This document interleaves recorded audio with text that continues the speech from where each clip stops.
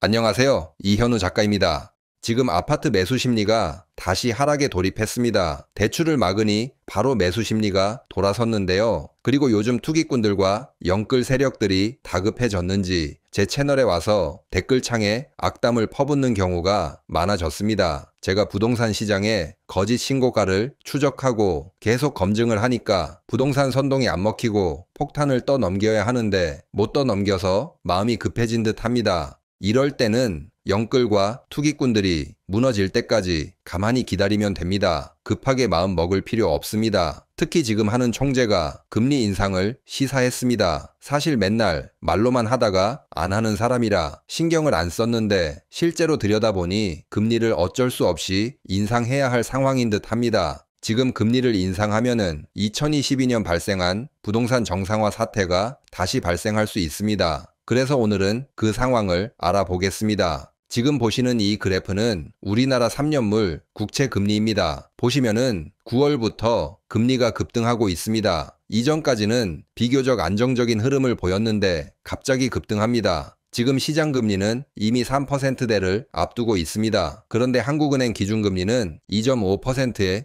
묶여 있습니다. 바로 시장금리가 한국은행을 크게 앞질렀다는 것입니다. 이제는 한국은행이 기준금리를 올리지 않으면은 오히려 이상한 상황이 된 것입니다. 만약 한국은행이 금리를 안 올리고 이런 사태를 계속 방치를 하면은 한국은행이 시장 통제력을 잃었다고 보여질 수 있습니다. 이렇게 되면은 금융시장 대붕괴가 찾아올 수 있습니다. 결국 한은도 떠밀려서 금리를 인상할 수밖에 없는 상황이 됐습니다. 이 말은 곧 영끌족, 다주택, 투기 세력에게는 지옥문이 열리는 시그널이나 다름없습니다. 그리고 앞으로 시장 금리는 더욱 튀어오를 수 있습니다. 사실 얼마 전까지 시장 금리가 안정이 된 것은 한국은행이 임시로 돈을 뿌렸기 때문입니다. 보시는 그래프는 한국은행의 RP 매입 통계입니다. 그래프가 증가하는데 그냥 돈을 뿌렸다고 보시면 됩니다. 시중에서 RP라는 것을 매입을 해서 돈을 뿌리는 것인데 2024년 12월부터 폭등하기 시작한 것이 보입니다. 저 때부터 계속 돈을 뿌렸습니다. 12월에 무슨 일이 있었는지 기억하고 계시기 때문에 더는 설명 안 하겠습니다. 아무튼 저 때 뿌린 돈은 그냥 뿌린 돈이 아니라 시간이 지나면은 다시 회수해야 하는 성격의 금융상품입니다. 실제로 지금 돈이 조금씩 회수가 되고 있습니다. 보시는 그래프의 파란색 선은 회수가 되고 있다는 뜻입니다. 한국은행이 일시적으로 뿌린 돈이 회수가 되면서 자연적으로 시장금리 폭등이라는 부메랑으로 돌아온 것입니다. 앞으로 시장금리는 계속 폭등할 것입니다. 한국은행은 떠밀리다시피 금리를 인상할 수밖에 없습니다.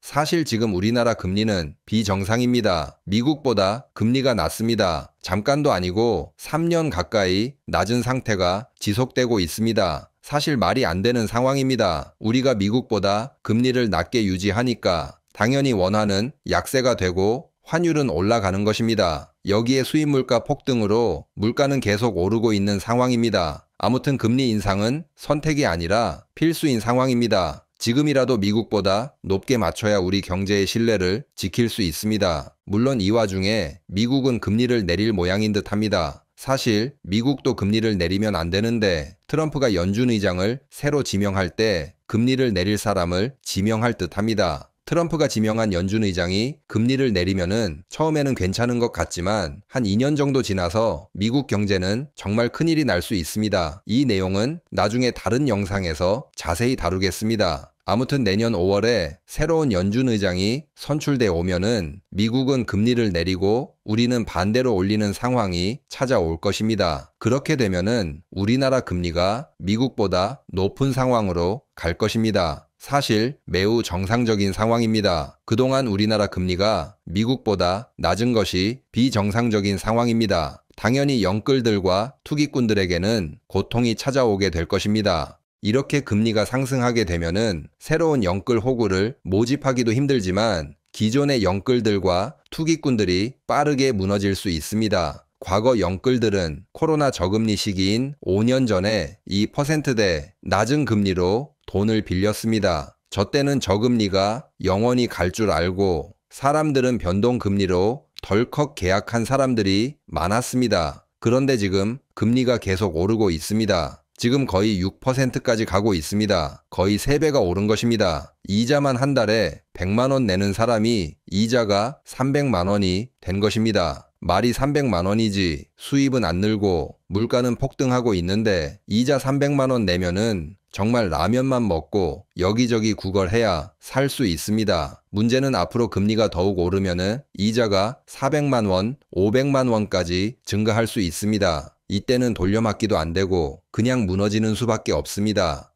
그리고 영끌들과 투기꾼들에게 더 뼈아픈 부분이 있습니다. 바로 가계 대출이 집중된 시기와 대출 형태에 대한 이야기입니다. 지금 시장에서 무너지고 있는 사람들은 변동금리를 선택한 사람들입니다. 앞으로 무너지기 시작할 사람들은 혼합형으로 대출을 받은 사람들입니다. 2020년 코로나 저금리가 시작되면서 미래에도 저금리가 계속 유지될 것이다. 지금 대출 받아도 된다. 그래서 2021년과 2022년 대출이 폭발했습니다. 문제는 이 대출의 대부분이 5년 약정이 끝나면은 변동금리로 바뀌는 혼합형 대출입니다. 즉 저금리에 대출 받았던 사람들도 앞으로는 금리가 오를 때 자동으로 부담이 커지게 됩니다. 2021년 대출받은 사람들은 이제 거의 다 낮은 금리가 아니라 변동금리로 바뀌게 되었습니다. 2022년에 대출 받은 사람들은 이제 내년부터 변동금리를 차례대로 적용받게 됩니다. 지금까지 버틸만 했다면은 이제부터는 지옥이 시작되는 것입니다. 앞에서 보신 것처럼 한국은행에서 금리를 인상하게 되면은 더욱 버티기 힘들어질 것입니다.